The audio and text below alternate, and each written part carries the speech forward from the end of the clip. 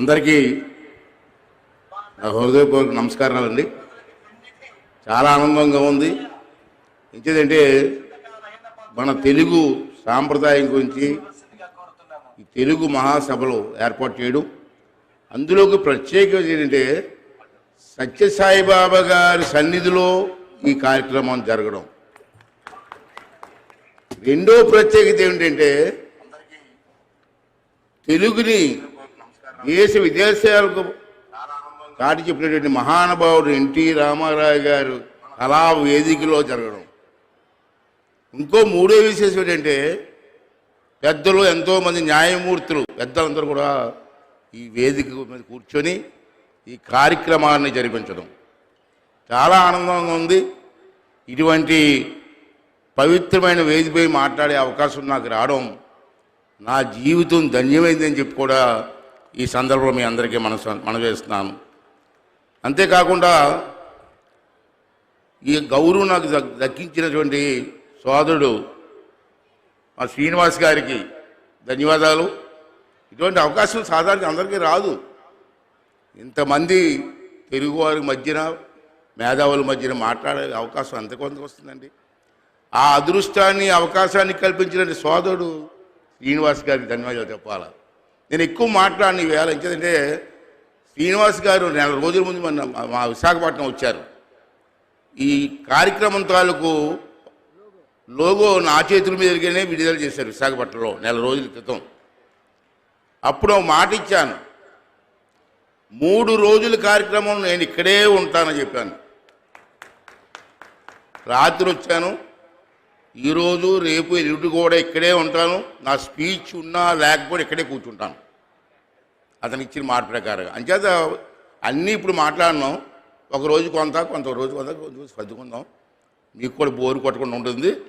మరి ఈవేళ చూశారు, తెలుగు ఒక భాష కాదు, ఒక సంస్కృతి. ఇది అందరూ తెలుసుకోవాల్సిన అవసరం ఉంది. మన పిల్లలకి ఏం చదువుతున్నారో, దేనికి చదువుతున్నారో, మన సాంప్రదాయం ఏంటో, మన పల్లెల్లో పూర్వ సాంప్రదాయం ఏంటి, సంస్కృతి ఏమిటో ఇప్పుడు పిల్లలు ఎవరికి తెలియదు. పూర్వం అమ్మ చందమామ రావే, జాబిల్లి రావా అని చిన్నపిల్లలకి భోజనం పెట్టేవారు. ఏమ్మా నిజమా? తల్లి మీరే చెప్పాలి. మరి ఈవేళ చందమామ పాటలు లేవు, పిల్లలకి సెల్ ఫోన్లు ఇచ్చేసి భోజనం పెడుతున్నారు. భోజనం పెడితే సెల్ ఫోన్లు వస్తే పిల్లలు సెల్ ఫోన్ చూస్తున్నారు, భోజనం కనిపిస్తున్నారు. అమ్మ ప్రేమే వేరండి.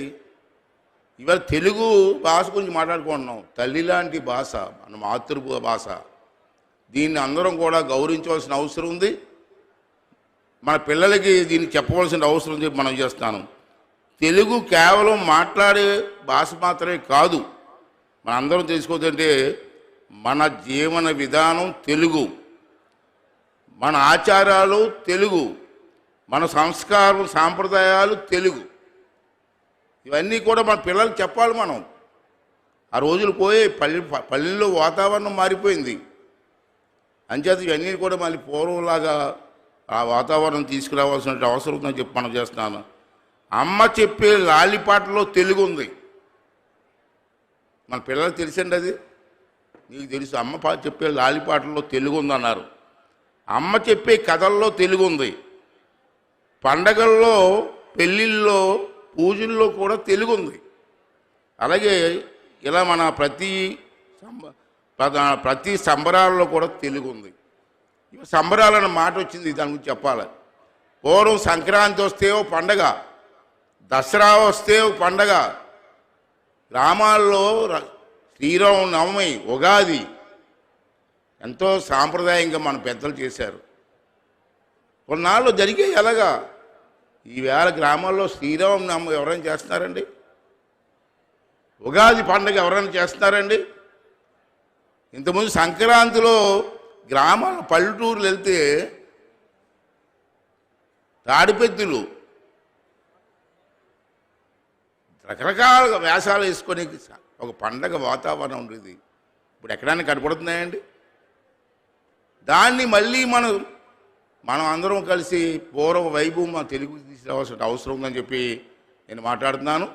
అలాగే మా గురువు గారు స్వర్గీయ నందమూరి తారక రావు గురించి నేను మాట్లాడి ముగిస్తానండి. తర్వాత ఉంటాను, నేను రోజు మాట్లాడుతాను ఏదో సబ్జెక్ట్ మీద. ఎన్టీ రామారావు గారు ఇవాళ చెప్పాలంటే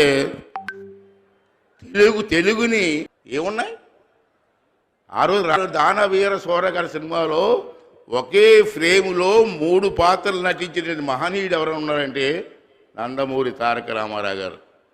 దుర్యోధన పాత్రలో తెలుగు గురించి మాట్లాడుతూ ఒక డైలాగ్స్ చెప్తూ ఉంటే కళ్ళు ఆర్పుకుంటా చూసిన సందర్భాలు ఆ మహనీయుడు వేదిక మీద మాట్లాడే అదృష్టం నిజంగా నా పూర్వజనం సుకృతంగా మా భావిస్తాను.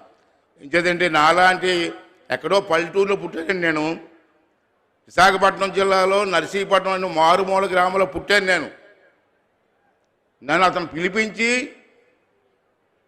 25 సంవత్సరాలకి ఎమ్మెల్యేకి టికెట్ ఇచ్చి నన్ను గెలిపించాడు మహా వ్యక్తి నందమూరి తారక రామారావు గారు.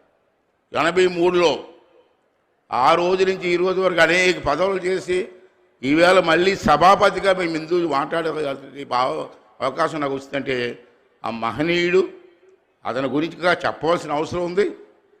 అతని గురించి రేపు చెప్దాం, రేపు మాట్లాడుకుందాం. చాలామంది పెద్దలు ఉన్నారు కాబట్టి వారు కూడా మాట్లాడాలి, వారి సందేశం కూడా వినాలి. అంచేత ఇవాళ చాలా తమ్ముడు నాకు చాలా గర్వంగా ఉంది.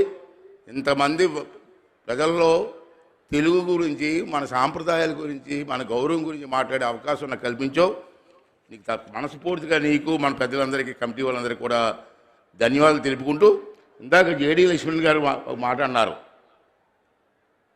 ఎడ్యుకేషన్లో చిన్నప్పటి నుంచి జరిగే education up to 10th intermediate వరకు ఇంగ్లీష్ అవసరమే కాదనలేదు. కానీ మన మాతృభాషను మర్చిపోతారండి. మన మాతృభాషను మర్చిపోతే మన అమ్మను మర్చిపోయినట్టే కదా.